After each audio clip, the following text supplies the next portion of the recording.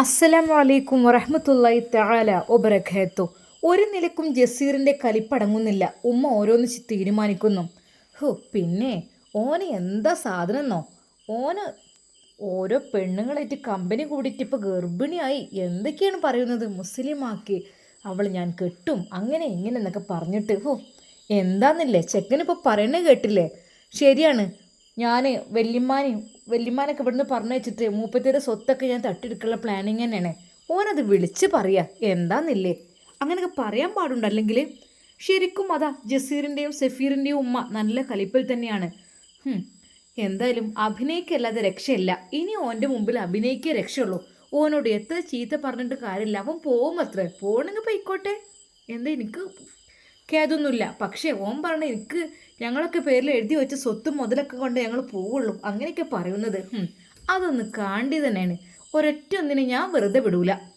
എന്നാൽ അതാ ജസീറിൻ്റെ ഉമ്മക്ക് അന്ന് രാത്രി മനസ്സിൽ പല പല ഐഡിയകളും ചിന്താഗതികളും വന്നുകൊണ്ടിരിക്കുകയാണ്. ഉസ്താദ് സഫീറിനോട് വിളിച്ച് കാര്യങ്ങളെല്ലാം പറഞ്ഞിരുന്നു. എന്തൊക്കെ തന്നെയാലും ഗർഭിണിയായി കഴിഞ്ഞു. അവള് ആയിഷ എന്ന പേരും സ്വീകരിച്ചു. ഇപ്പോൾ അവർ അള്ളാഹുവിൻ്റെ ദീനിൽ അടിയുറച്ച് വിശ്വസിക്കുന്നവരാണ്. എന്തൊക്കെ തന്നെയാലും മുസ്ലിമായി കഴിഞ്ഞു. മാത്രമല്ല കുഞ്ഞാണെങ്കിൽ ജസീറിൻ്റെതും. ഇനി ആ കുഞ്ഞ് അനാഥമാകും.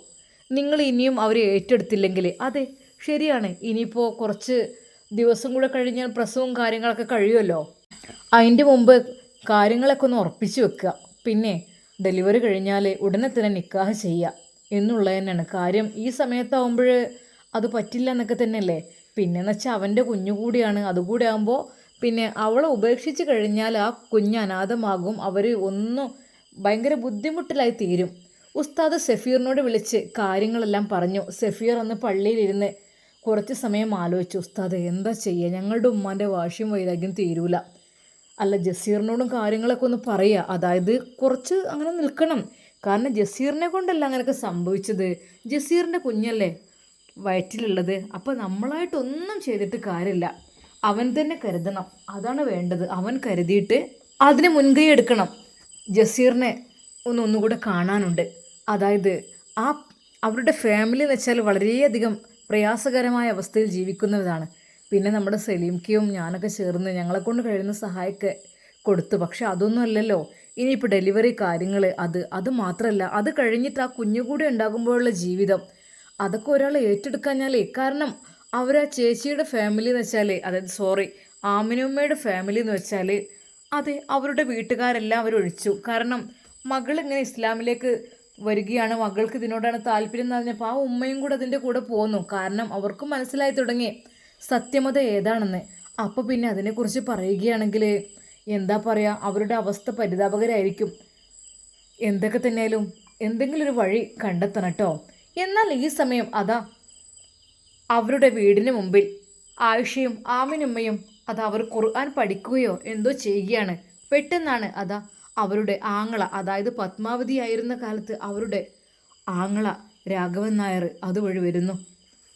എടീ, കുടുംബത്തിനെ പറയിപ്പിച്ച് മാനം കെടുത്തി കളഞ്ഞിട്ട് എന്തിനാ ഞങ്ങളൊക്കെ ജീവിക്കണത്? എന്ത് കാര്യത്തിൽ ഞങ്ങൾ ജീവിക്കുന്നത്?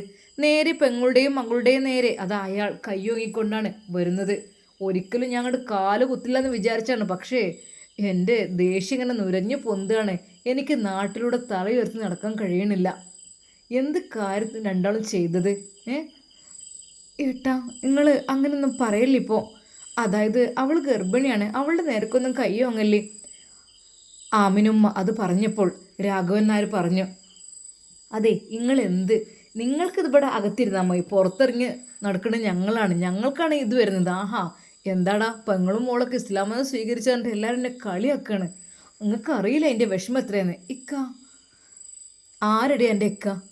സോറി ഏട്ടാ, ഒരിക്കലും ഞാൻ കരുതി കൂട്ടിയിട്ടൊന്നല്ല. മനസ്സിനുള്ളിലേക്ക് അങ്ങനെ ഒരു ഹിദായത്ത് ഈമാൻ്റെ ശക്തി വന്നപ്പോൾ ഈമാൻ്റെ ശക്തി രണ്ടെണ്ണത്തിനെ പിടിച്ച് പച്ചക്ക് കത്തിക്കാണ് വേണ്ടത്. അതെ ആങ്ങള വന്ന് അവരുടെ നേരെ ഭീഷണി മുഴക്കുന്നു. രണ്ടെണ്ണത്തിനെ പിടിച്ചിട്ടുണ്ടല്ലോ. അങ്ങനെ ആയിഷയുടെ മുടിക്കെട്ടിനെ പിടിച്ച് വലിച്ച് അയാൾ പുറത്തേക്ക് തള്ളിയിടുന്നു. അമ്മ, എൻ്റെ മോളൊന്നും ചെയ്യല്ലേ, ഒന്നും ചെയ്യല്ലേ ഏട്ടാ.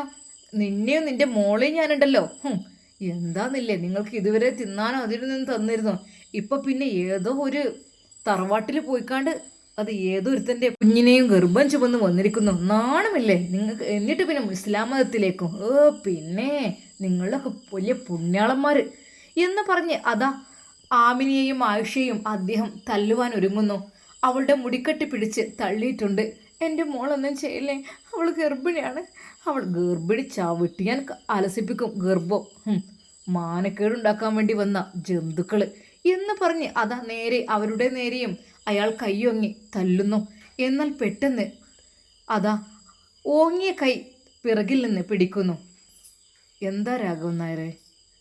അത് മറ്റാരുമായിരുന്നില്ല, അത് ജസീറായിരുന്നു. എടാ, എൻ്റെ പെങ്ങളെ എൻ്റെ മോളെ നീ നശിപ്പിക്കും അല്ലടാ എന്ന് പറഞ്ഞ് ജസീറിന് നേരെ അയാൾ കയ്യോകുന്നു. എന്നാൽ ജസീർ ഒരു നിമിഷം കൈ തെടുത്തു. എന്നിട്ട് പറഞ്ഞു, രാഘവൻ നായരെ, ഇത് എൻ്റെ പെണ്ണാണ്, അതുകൊണ്ട് തൊട്ടു പോകരുത്. അതെൻ്റെ പെണ്ണിൻ്റെ ഉമ്മയാണ്, അതുകൊണ്ട് തൊട്ടു പോകരുത്. അവരെന്ത് വേണമെന്ന് ഞാൻ തീരുമാനിക്കും. അത് എൻ്റെ വീട്ടിൽ വളരേണ്ട പെണ്ണാണത്. അവളുടെ വയറ്റിൽ കിടക്കുന്ന കുഞ്ഞ് എൻ്റെ കുഞ്ഞുമാണ്. അല്ലാതെ നിങ്ങൾ ചവിട്ടി തെഴുക്കാനും അല്ലാതെ അടിക്കാനും ഉള്ളതല്ല, ഒഴിഞ്ഞതല്ല. അവർക്കെന്ന് അവകാശികളുണ്ട്. അത് പറഞ്ഞപ്പോൾ രാഘവൻ നായർ അയാൾ ജസീറിനെ നേരെ അതാ ദുഷ്ടതയോടെ നോക്കുന്നു. അതെ രാഘവൻ നായരെ, നിങ്ങൾ പേടിപ്പിക്കല്ലേ, നോക്കി പേടിപ്പിക്കല്ലേ. പിന്നെ ഞാൻ ഒരു കാര്യം പറയാം, ഇവർ ഒരുപാട് ബുദ്ധിമുട്ടി ഈ വീട്ടിൽ ജീവിച്ച സമയത്ത് ഒരു കുട്ടിയും തിരിഞ്ഞു നോക്കിയിട്ടുണ്ടായിരുന്നില്ല. അതെനിക്ക് നന്നായിട്ടറിയാം. അതുകൊണ്ട് തന്നെ ഇവർ 2 പേരുമായിരുന്നു അവിടെ ജോലിക്ക് വന്നിരുന്നത്. എടാ, ജോലിക്ക് 2 പേര് വന്നിരുന്നെങ്കിലും നീ നശിപ്പിച്ച് കളഞ്ഞില്ലേ രാഘവൻ നായരെ? അതൊക്കെ ഒരു മനുഷ്യ സഹജമാണ്. പക്ഷെ ഞാനങ്ങ് ഏറ്റെടുക്കും എൻ്റെ പെണ്ണിനെയും എൻ്റെ കുഞ്ഞിനെയും. അല്ലാതെ ഒരിക്കലും ഞാൻ വഴിയിലേക്ക് തള്ളിവിടില്ല. എടാ, എൻ്റെ പെങ്ങളെ കുട്ടിയെ നശിപ്പിച്ച് നിനക്കെതിരെ കേസ് കൊടുക്കും. കേസ് കൊടുക്കുക സാറേ, കേസ് കൊടുത്തിട്ടൊന്നും നോ പ്രോബ്ലം. അതെ, ഇവളെനിക്കുള്ളതാണ്, ഞാൻ അവളെ കെട്ടിയിരിക്കും. അയാൾക്ക് വല്ലാത്ത ദേഷ്യം തോന്നി. നിങ്ങൾ എന്ത് കാര്യത്തിന് ഈ സമയത്ത്? ഇതുവരെ ഇവർ പട്ടിണി കിടക്കുകയായിരുന്നു, ബുദ്ധിമുട്ടിൽ ജീവിക്കുകയായിരുന്നു. ആരെങ്കിലും തിരിഞ്ഞു നോക്കിയിരുന്നോ? പുളിക്കൽ തറവാട്ടിൽ തന്നെയായിരുന്നു ഇവർ കഴിഞ്ഞിരുന്നത്. അവിടുന്ന് ഉള്ള ഉപ്പും ചോറും തന്നെ ഇവർ വളർന്നത്. അല്ലാതെ ഇവർ അച്ഛനില്ല എന്നൊക്കെ കരുതിയിട്ട് ഒരാളും ഇവരെ സഹായിക്കാൻ വന്നിട്ടില്ല. ഇപ്പം നിങ്ങൾ ഇസ്ലാം മതത്തിലേക്ക് വന്നു എന്ന് പറഞ്ഞപ്പോൾ എന്ത് കാര്യത്തിന് വേണ്ടിയിട്ടാണ് ഇങ്ങോട്ട് ഉറഞ്ഞു തള്ളി വന്നിട്ടുള്ളത്? ശരിക്കും ജസീറിൻ്റെ ആ ഒരു മറുപടിയിൽ അയാൾ പുറത്തേക്ക് ഇറങ്ങി. എടീ പത്മാവതി, നീ നോക്കിക്കോ, എന്തെങ്കിലും ഒരു കാലത്ത് നീ കാല് പിടിക്കാം ഈ വരും. അപ്പം ഞാൻ കാണിച്ചു തരാം നിൻ്റെ ഈ ഒരു ഇസ്ലാമും മറ്റേതും എന്ന് പറഞ്ഞുകൊണ്ട് അയാൾ ചവിട്ടി മെതിച്ച് അത് അങ്ങോട്ട് പോകുന്നു. എന്നാൽ രാഘവൻ നായരോട് അയാൾ ജസീർ വിളിച്ചു പറഞ്ഞു, അതെ നായരെ, ഞാനിവിടെ ഉള്ളിടത്തോളം കാലം അവരെ ഒരു കുട്ടിക്ക് ഉപദ്രവിക്കാൻ ഞാൻ സമ്മതിക്കൂല ഒരാളെയും. അതായത് ഞാൻ നോക്കിക്കോളും അവരെ എന്ന് പറഞ്ഞ് ജസീർ ആണത്തത്തോടെ വിളിച്ചു പറഞ്ഞു. എന്നാൽ അത് കേട്ടപ്പോൾ ആയിഷക്കും ആമിനുമൊക്കെ സമാധാനമായി. മോനെ, നീ കൃത്യസമയത്ത് എത്തിയതുകൊണ്ട് എൻ്റെ കുട്ടിൻ്റെ വയറ്റിനായിരുന്നു അവൻ ചവിട്ടാൻ നിന്നിരുന്നത്. സാരമില്ലമ്മ, ഏതായാലും കയ്യാളായി കഴിഞ്ഞു, എന്താ ചെയ്യാം. ഉമ്മ, സത്യം പറഞ്ഞാൽ ഞാൻ നിങ്ങളോട് കാര്യം തുറന്നു പറയാം. അതായത് എൻ്റെ ഉമ്മ എന്ന് വെച്ചാൽ വളരെയധികം മോശമായ രീതിയിലാണ് ഇപ്പോൾ പെരുമാറുന്നത്.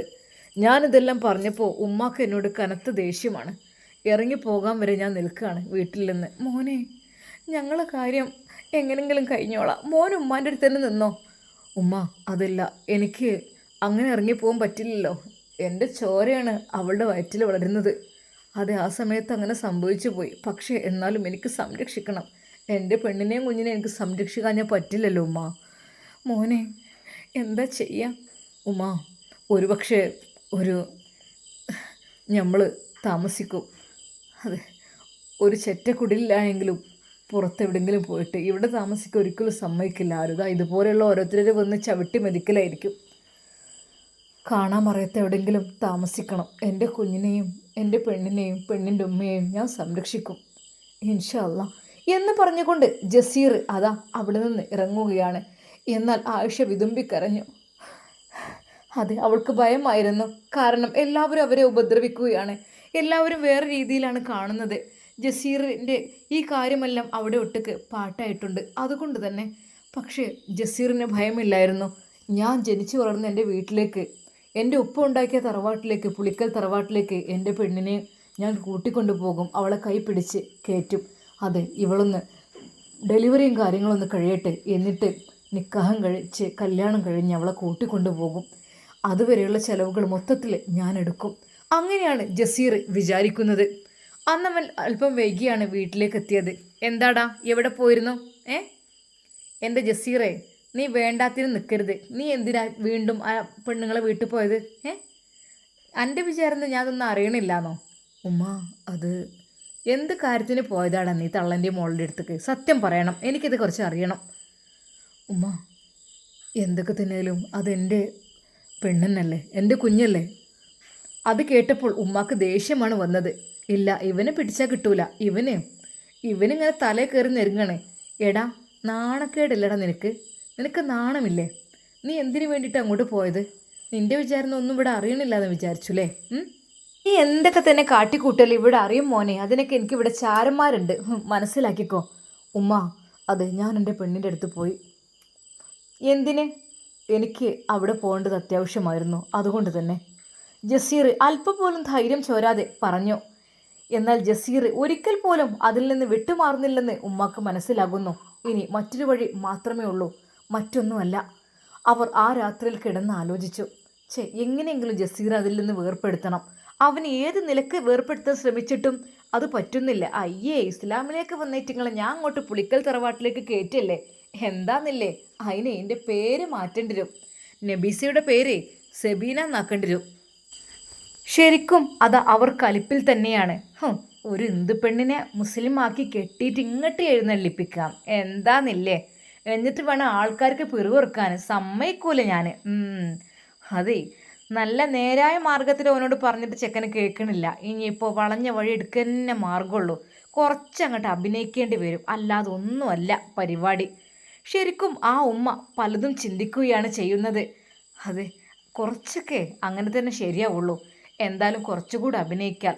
എന്നാൽ ഈ സമയം അതാ നമ്മുടെ ആയിഷയും ഉമ്മയുമൊക്കെ ആ കൊച്ചു വീട്ടിൽ സങ്കടത്തിലാണ്. കാര്യം മറ്റൊന്നുമില്ല, ഇസ്ലാമിലേക്ക് വന്നതിന് ശേഷം അവർക്ക് അവരുടെ കുടുംബത്തിൽ നിന്നൊക്കെ കൊടിയ ദ്രോഹമാണ് അവർ അനുഭവിക്കേണ്ടി വരുന്നത്.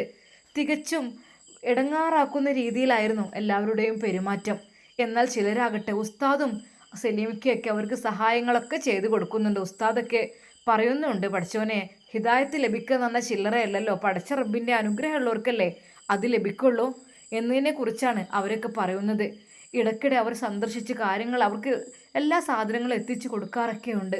പക്ഷേ അങ്ങനെയല്ലായിരുന്നു ആയിഷയുടെ മനസ്സിൽ. റബ്ബേ പഠിച്ചവനെ, ഞാൻ എൻ്റെ കുഞ്ഞിനെ ഏതാനും ഗർഭം ചുമന്നു. അള്ളാഹുവേ, എൻ്റെ കുട്ടിയെ ദീനിയായ മാർഗത്തിൽ വളർത്തുവാനുള്ള ഭാഗ്യം എനിക്ക് നീ നൽകണേ അല്ലാ എന്നതായിരുന്നു ആ ഉമ്മ വിചാരിക്കുന്നത്.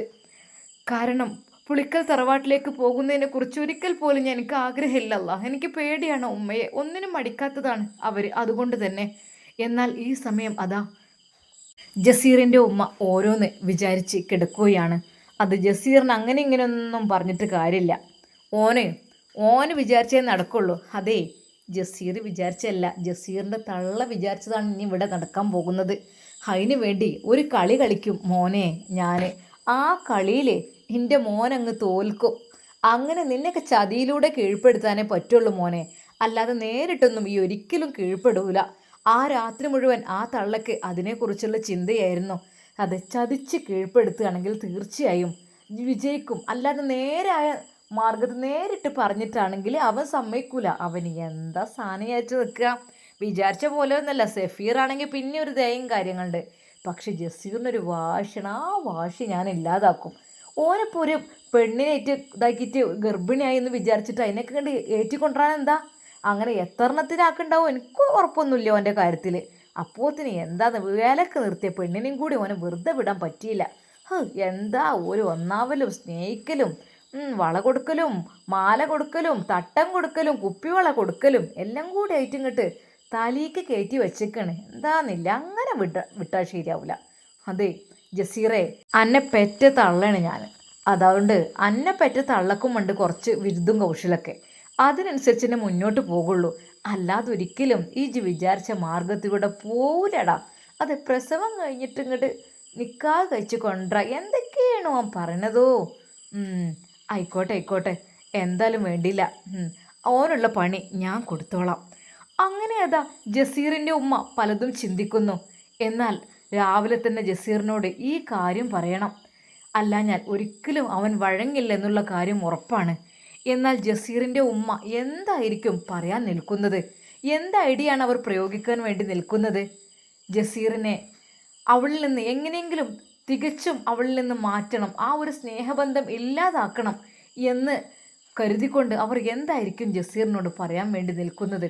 അതെ, ഒന്ന് അഭിനയിക്കുക എന്നതാണ് അവർ ആഗ്രഹിക്കുന്നത്. ഏത് രീതിയിലായിരിക്കും അവർ അഭിനയിക്കുക? എൻ്റെ പ്രിയപ്പെട്ട കൂട്ടുകാരെ കമൻ്റായിട്ട് രേഖപ്പെടുത്തുക. എന്തായിരിക്കും ജസീറിൻ്റെ ഉമ്മയുടെ പ്ലാനിങ്? ആ തള്ളയുടെ പ്ലാനിങ് നടക്കുമോ? അതോ എന്തായി തീരും? ജസീർ അത് പൊളിച്ചെടുക്കുമോ? അതോ ചതിയിലൂടെയാണല്ലോ അല്ലെങ്കിലും വലിയ വലിയ ആളുകളെയൊക്കെ കീഴ്പ്പെടുത്താറുള്ളത് എല്ലാവരും. അങ്ങനെ നല്ല ശക്തനായ കരുത്തുറ്റ ജസീറിനെ ഉമ്മ എങ്ങനെയാണ് ചതിക്കുവാൻ വേണ്ടി നോക്കുന്നത്? നമുക്ക് നാളത്തെ വീഡിയോയിൽ കാണാം. അതുവരേക്കും എല്ലാവർക്കും അസ്സലാമു അലൈക്കും വറഹ്മത്തുള്ളാഹി തആല വബറകാതുഹു. പ്രിയപ്പെട്ട കൂട്ടുകാരെല്ലാവർക്കും നബിദിന ആശംസകൾ. അതായത് പുണ്യ റബിയാണല്ലോ അല്ലേ വന്നത്, അതുകൊണ്ട് തന്നെ നമുക്ക് എല്ലാവർക്കും സന്തോഷമുള്ള കാര്യമാണല്ലോ അല്ലേ. അപ്പോൾ ഇൻഷാ അള്ളാഹ് നമുക്ക് ഇതിൻ്റെ ബാക്കി നാളെ കാണാം കേട്ടോ. അപ്പോൾ എല്ലാവർക്കും ഒരിക്കൽ കൂടി അസ്സലാമു അലൈക്കും വറഹ്മത്തുള്ളാഹി തആല വബറകാതുഹു. പിന്നെ ഈ കഥ ഒരിക്കലും വഴി മാറി പോയിട്ടില്ല കേട്ടോ. പലരും പറയുന്നുണ്ട് കഥ വേറെ വഴിക്കായി എന്നിട്ട് ആളുകൾ കുറഞ്ഞു. നല്ല 36,000 ആളുകൾ വരെ കണ്ടിരുന്ന കഥ ഇപ്പോൾ വളരെയധികം താഴോട്ടെത്തി. 17,000 നമ്മളെ കുറച്ച് നല്ലവരായ ആളുകൾ മാത്രമേ കാണുന്നുള്ളൂ. അപ്പോൾ പെട്ടെന്ന് കഥ മാറിയപ്പോൾ എല്ലാവരും വിചാരിച്ചത് മാറിപ്പോയതാണ്. അങ്ങനെയല്ല, നമ്മുടെ ഹിജാബിയോട് കഥ പറയാണ് ജസീർ. കാരണം അവൻ്റെ മനസ്സിൽ ദുഃഖങ്ങൾ വിഷമങ്ങളൊക്കെ പറയുന്ന കൂട്ടത്തിൽ ഈ കഥ പറയാണ് കേട്ടോ. ഇൻഷാ അള്ളാഹ് നമുക്കിതിൻ്റെ ബാക്കി ഭാഗം പെട്ടെന്ന് തന്നെ ശരിക്കുള്ള ഭാഗത്തിലേക്ക് കടക്കാം. അപ്പോൾ അതുവരേക്കും എല്ലാവർക്കും ഒരിക്കൽ കൂടി അസ്സലാമു അലൈക്കും വറഹ്മത്തുള്ളാഹി തആല വബറകാതുഹു.